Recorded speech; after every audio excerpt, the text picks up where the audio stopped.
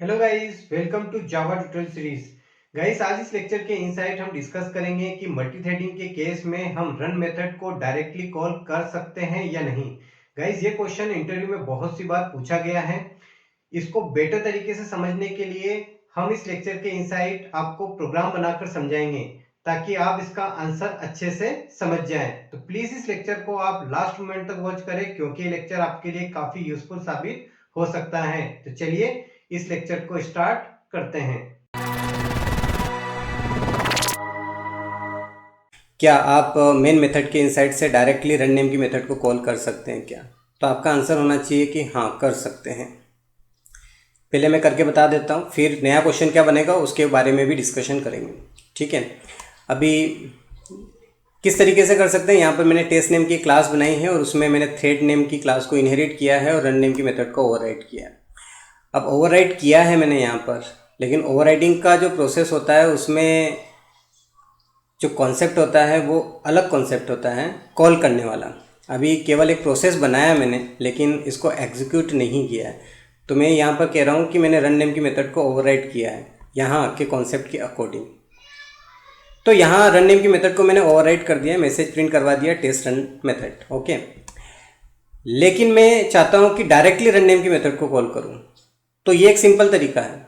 जब आप directly run name की मेथड को कॉल करेंगे तो सीधी सी बात है कि ये जो रन नेम का मेथड है ये टेस्ट नेम की क्लास के इनसाइट है। तो जब आप टेस्ट नेम की क्लास से रन नेम की मेथड को कॉल करेंगे तो सीधी सी बात है कि ये टेस्ट नेम की क्लास का रन नेम का मेथड कॉल होगा। यहाँ कोई ओवरराइडिंग का कॉन्सेप्ट नहीं बनेगा। पहली बात तो ये, जब आप डायरेक्टली रन नेम की मेथड को कॉल करेंगे तो आप कर तो सकते हैं, लेकिन यहाँ ओवरराइडिंग का कॉन्सेप्ट नहीं बन रहा है।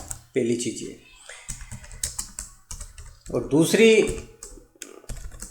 जो बात है वो ये है कि जब आप सीधे ही रन को कॉल करते हैं तो मल्टी थ्रेडिंग का कॉन्सेप्ट यहाँ पर अप्लाई नहीं होता, यानी कि थ्रेडिंग चालू नहीं होगा आपके प्रोग्राम के इनसाइड। क्योंकि थ्रेडिंग चालू होता है जब आप स्टार्ट नेम की मेथड को कॉल करते हैं तब। क्योंकि जब आप स्टार्ट नेम की मेथड को कॉल करते हैं तो Java virtual machine run name की मेथड को कॉल करता है और वो रन नेम की मेथड रनेबल इंटरफेस के इनसाइड होती है। और जो रनेबल इंटरफेस के इनसाइड रन नेम की मेथड होती है वो थ्रेडिंग का कॉन्सेप्ट चालू करवाती है। ये बात आपको ध्यान रखना है। तो आपका आंसर होना चाहिए कि हम रन नेम की मेथड को कॉल कर सकते हैं, बट इससे हमारे प्रोग्राम में थ्रेडिंग का कॉन्सेप्ट चालू नहीं होगा। तो यहाँ पर बस सिंपल आपको ये आउटपुट मिलेगा, टेस्ट रन मेथड। मैं कंपाइल और रन करके आपको बता देता हूँ। मैंने यहाँ कंपाइल किया और कंपाइल करने के बाद मैंने यहाँ पर रन किया, तो आप देख सकते हैं यहाँ पर आपको आउटपुट मिला है टेस्ट रन मेथड। ओके,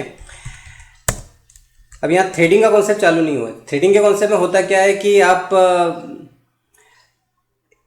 एक साथ एक से ज़्यादा थ्रेड को साइमल्टेनियसली एग्जीक्यूट करवा सकते हैं। किस तरीके से, यानी कि आप इनफाइनाइट लूप के बाद भी कोई अदर आउटपुट प्रिंट करवा सकते हैं एक के बाद एक के बाद एक।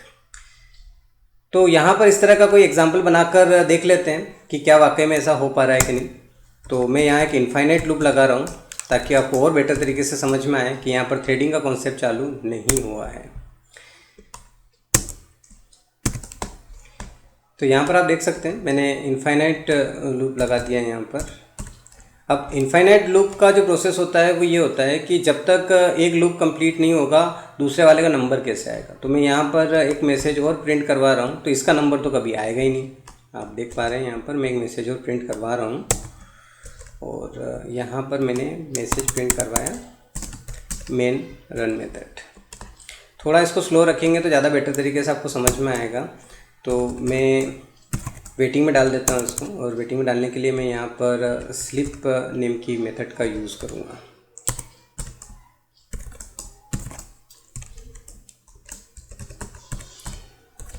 अब जो स्लिप नेम की मेथड होती है उससे एक्सेप्शन जनरेट होता है, तो आपको इसे ट्राई कैच में डालना पड़ता है। और ये एक स्टैटिक मेथड होती है, तो सीधे ही आप क्लास नेम से इसे कॉल कर सकते हैं।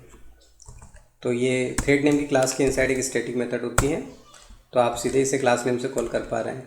ओके, और यहाँ पर मैं टाइम डाल देता हूँ। यहाँ मैंने 1000 मिली सेकेंड डाला, इसका मतलब 1 सेकंड के लिए रुकेगा। ओके, तो इसे कंपाइल और रन करके चेक करते हैं, बहुत आसान है, आपको और बेटर तरीके से समझ में आएगा। इसलिए मैं ऐसा एग्जांपल बनाकर आपको समझा रहा हूँ कि यहाँ पे थ्रेडिंग का कॉन्सेप्ट चालू नहीं हुआ है।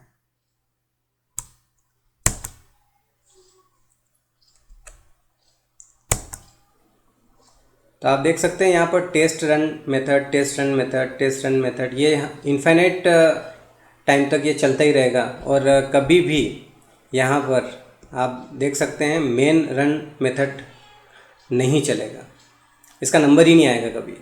और थ्रेडिंग के कॉन्सेप्ट में क्या होता है कि एक बार वो चलता है और एक बार ये ज़रूर चलेगा, इसका नंबर ज़रूर आएगा, ये बात आपको ध्यान रखना है।